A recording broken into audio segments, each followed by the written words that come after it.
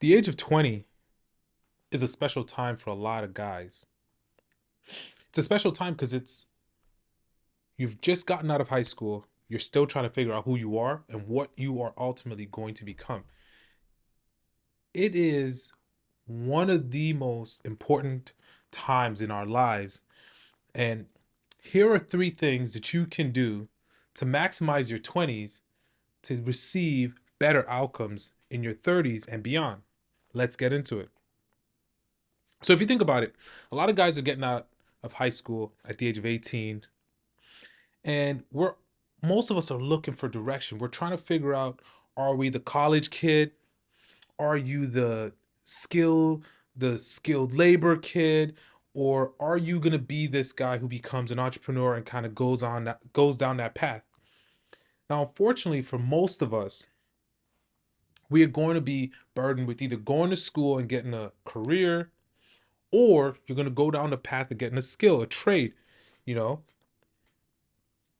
But on this path, I truly believe, and I always tell guys that I talk to and I mentor, that it's important to understand that the decisions you're going to make in your 20s are going to catapult you to your 30s and beyond.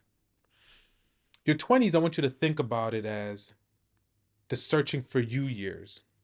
Especially as a guy, it's important to understand that these years are important for building a solid foundation.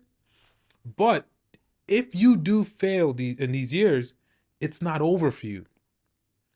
It's important to take the risk.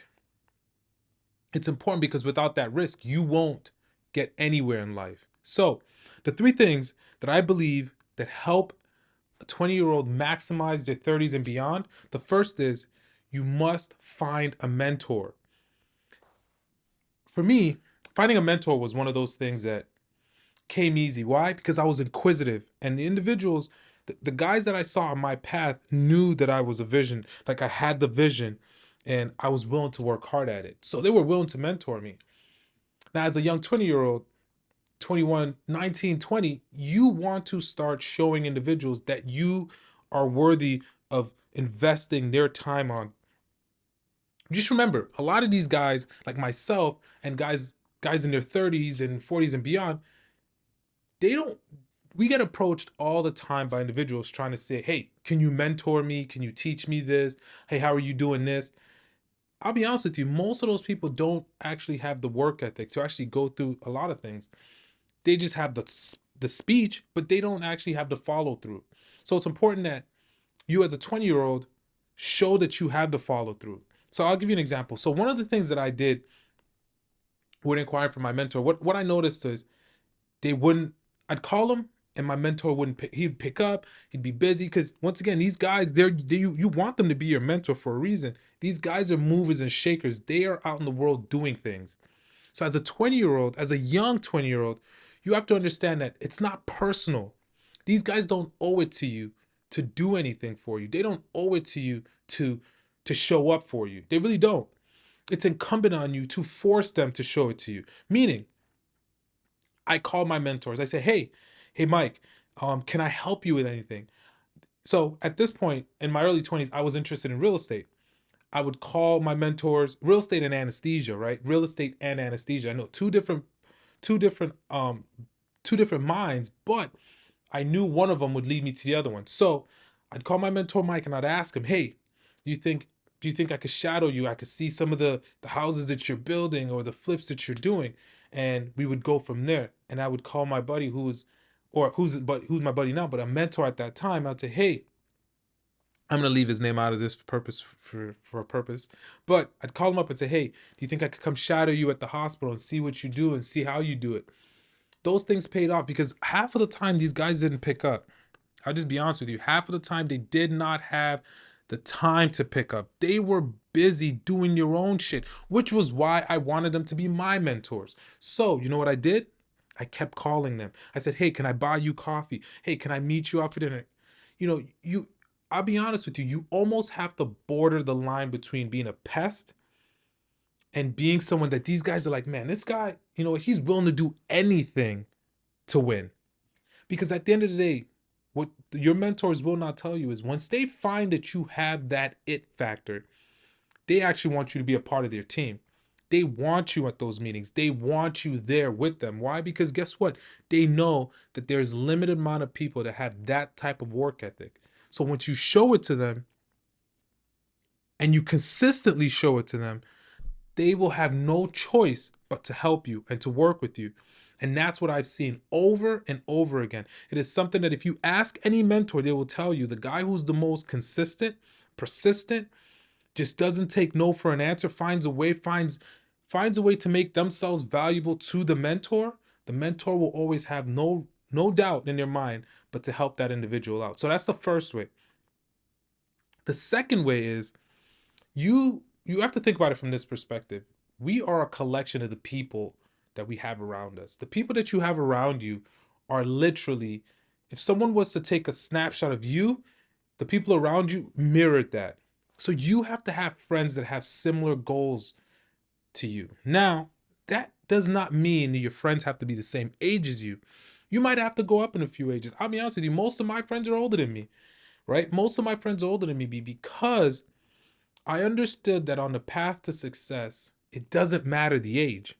It really doesn't. I just wanted to know, are these guys willing to be ride or die? Because guess what?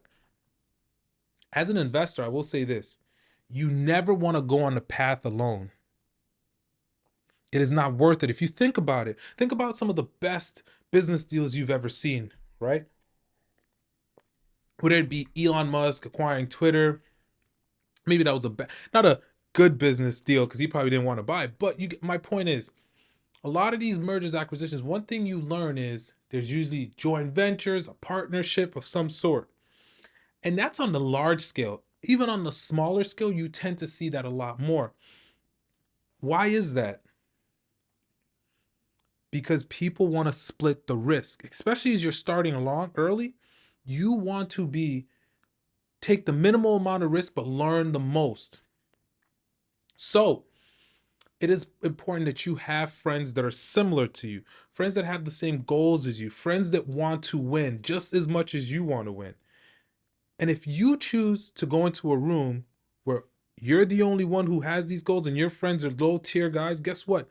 You'll never be pushed to your limit. You'll never be pushed further than your highest friend, because that's the individual who's going to set the temperature for you. So it's important that when you're picking your friends, you pick the individuals who want to win just as much as you do. Now, that can be tough for a lot of people, especially if you grow up in some of the shittier neighborhoods. For me, I grew up in Brooklyn, New York. I grew up in so many areas that weren't always conducive to success. So it's always the notion that the friends I have are limited because of the area I live in. Well, I will tell you this. Not everyone's meant to go on the road with you. You might have to change friends, and they call you a sellout. That's a good thing. That means you've done something that usually is successful, because no one's ever called a bum a sellout. If you fail, no one's going to call you a sellout. They usually call you a sellout when you're winning. And a lot of times you have to validate what perspective is this person talking about selling out on? And if it's on because you became successful and you moved on, well, it's really on them, because they should have done something to move on with their lives, but they choose not to. So you are not a sellout. You are just the individual who's made it, and they have been the individuals who have stagnated and stayed back. So it's important to be able to understand that concept and not be hindered by what other people have to say. Now, the third and final thing that I think is important for someone to know early in their 20s is it's okay to fail. Honestly, this is the most important one. Finding a mentor is great. It's very important. It ranks up there. Having friends around you that want to succeed is phenomenal as well. You want that, because guess what? Those individuals are going to help push you. They're going to change the bar every single time. You guys are going to set it. And then in the future, you guys can work together and do joint ventures because you guys already have a relationship history. But the third and final one is the ability to understand that it's okay to fail. When I was younger, I was blessed. I understood a concept that When you're young, no kids, you're not married, you don't have anyone who you're responsible for but yourself, you can live off of ramen noodles. So I took chances. Now, of course, that's an analogy, right? But I took chances. I didn't always go for broke, but I took chances. I took chances on deals that I knew were going to teach me, and I lost. I've lost some, but I've won more. One of the things you learn from losing or failing in something is that failure is just the beginning, because once you fail, you got to understand why you failed. Once you understand why you failed, it makes it easier not to make that mistake again. But if you never understand why you fail and you blame others for your failures, you say, oh, it's because of this guy, whatever, you actually never learn anything. And honestly, failure is the best teacher, because you won't make that mistake twice. If you understand why you failed, you will not make that mistake twice. So failing, I think at a young age, if you understand that, you will take risks, calculated risk, in your 30s. And guess what? By then, you're smarter, you're more agile financially, and you're able to make moves. Because guess what? Failure is a part of the process. And anyone who's successful that has never failed, I doubt that that individual is being honest. Because everyone, at least, the more risks you take, the higher up you go, the higher the chance of you failing. So guys, make sure to hit that like button and the subscribe button. We're going to be dropping content daily coming forward. So until next time, peace.